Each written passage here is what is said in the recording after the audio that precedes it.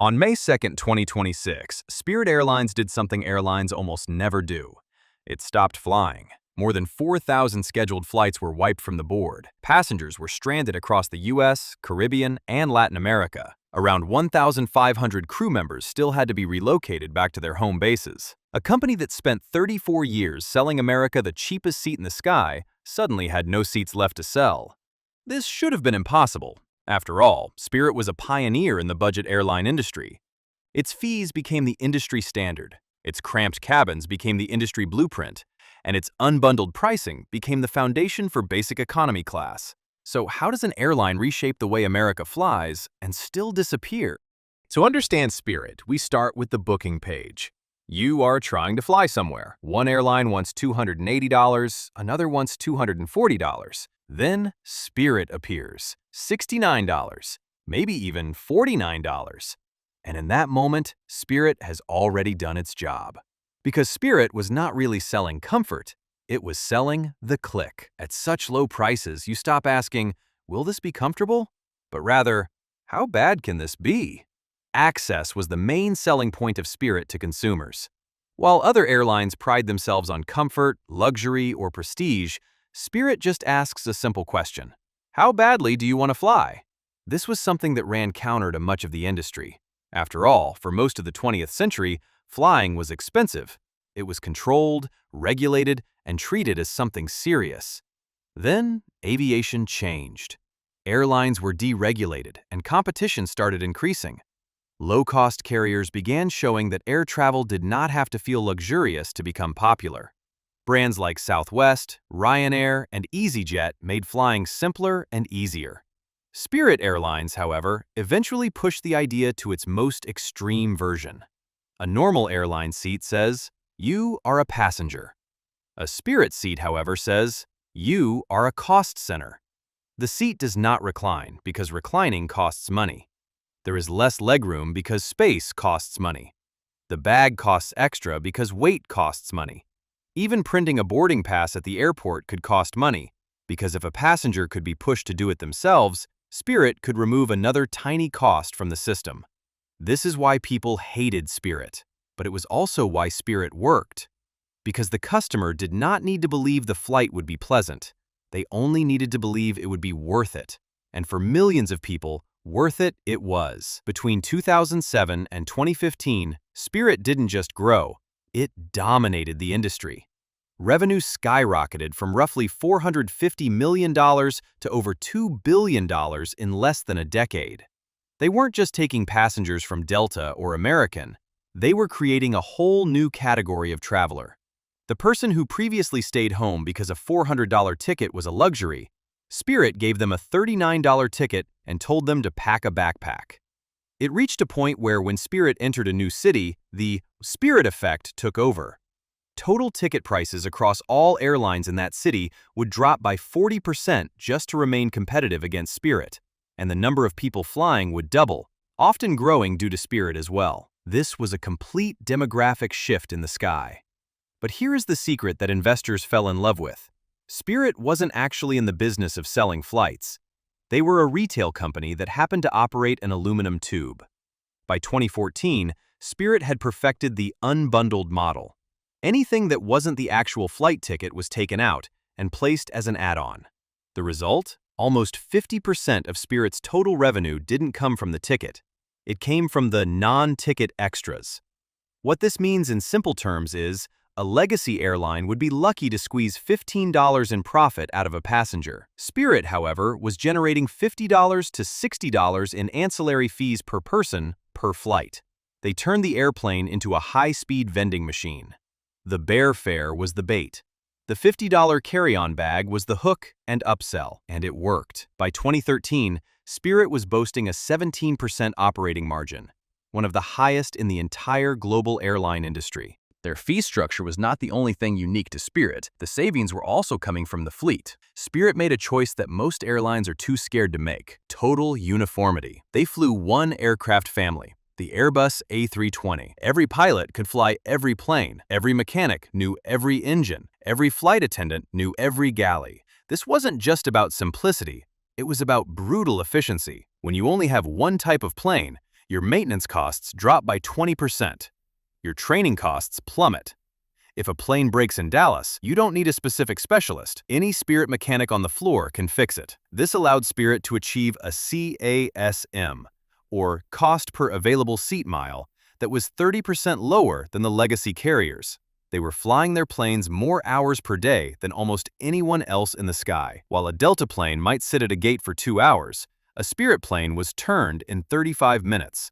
Every minute a plane is on the ground, it's a liability. In the air, it was printing money. Flush with cash and armed with the lowest costs in the industry, Spirit did the unthinkable. They stopped hiding in small airports and started picking fights in the fortress hubs. They went into Dallas-Fort Worth to poke American Airlines. They went into Houston to challenge United. They went into Detroit to bleed Delta. They weren't trying to win over the business traveler in first class. They were going after the VFR market, visiting friends and relatives.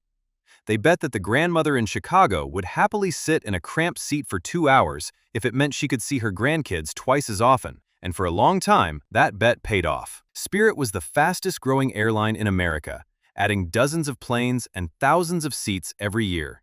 They had won the cheap game. They had the lowest costs, the highest fees, and the most aggressive growth. They were the yellow submarine that no one could sink. And yet, in a twist of irony, the very things propelling their growth caused their downfall as well.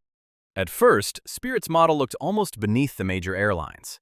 Delta, United, and American had business travelers, loyalty programs, credit cards, airport lounges, first-class cabins, corporate contracts, and global networks. Spirit, however, had fees and cramped seats, bad customer reviews, and was basically looked down upon. But the big airlines also had a problem. When customers searched for flights, the cheapest number often won attention. And if Spirit kept showing up as the cheapest option, then even customers who preferred Delta or American might click Spirit first. So the legacy airlines created their answer: basic economy. Basic economy was not Spirit's entire model, but rather just its most dangerous feature copied and placed inside a stronger airline. With basic economy, Delta, American, and United could stop Spirit from looking dramatically cheaper. But unlike Spirit, they did not have to depend on that customer. If you bought basic economy, great. But the airline could also upsell you to a normal ticket, or sell you a credit card, or make money from business travelers in the front of the plane. Spirit, on the other hand, only had the cheap customer to rely on. Before basic economy, Spirit could say, "We are the cheap option." After basic economy, the major airlines could say, "We are also cheap, but with a better brand, bigger network, and more reliable operation." To Spirit, this was a huge blow, as Spirit's product had always required a trade. You accepted less comfort because the fare was lower. You accepted more fees because the first number was cheaper. You accepted the unreliability because you saved money. But if Delta Light or United Light appeared at a similar price, the trade became harder to justify. Why choose Spirit if the savings were not big enough? Why accept the pain if the discount was smaller? Spirit had trained the industry to understand the power of the cheap number, and the industry used that lesson against Spirit.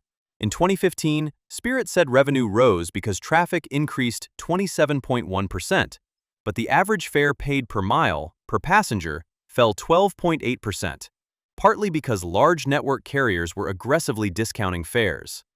Spirit was carrying more people, but earning less per unit of flying. The machine was still moving, but the margin was slowly starting to get squeezed. Then came the mechanical nightmare. In its push for consistency, Spirit had bet the farm on the Airbus A320neo and the Pratt & Whitney GTF engine. This was the only plane they flew in their whole fleet, and while this resulted in great savings due to efficiency, it was also a single point of failure. In 2023, the engine started failing due to microscopic metal cracks. By 2024, 40 of Spirit's newest planes, 20% of their fleet, were grounded. These were zombie planes. Planes that were supposed to be flying and generating revenue were instead wrapped in plastic on the tarmac. All the while with Spirit paying millions in leases. In a zero-buffer model, this was a death sentence. While other airlines had spare planes, anything spare was removed in Spirit's business model. This meant, while things were good, Spirit was running at 100% efficiency. However, when the engine crisis hit, what would usually just slow down an airline broke apart this whole business model. By mid-2024, Spirit was bleeding $1.2 billion a year.